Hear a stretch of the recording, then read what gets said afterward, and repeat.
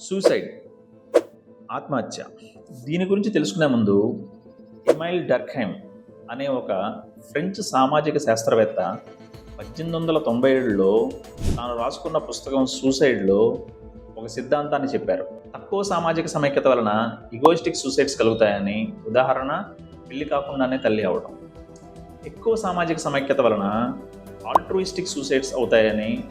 Example, ఒక సైనికుడు యుద్ధభూమిలో ప్రాణత్యాగం చేయడం. తక్కువ సామాజిక నియంత్రణ వలన ఎనోమిక్ సూసైడ్స్ కలుగుతాయని. ఉదాహరణ, నిరుద్యోగం.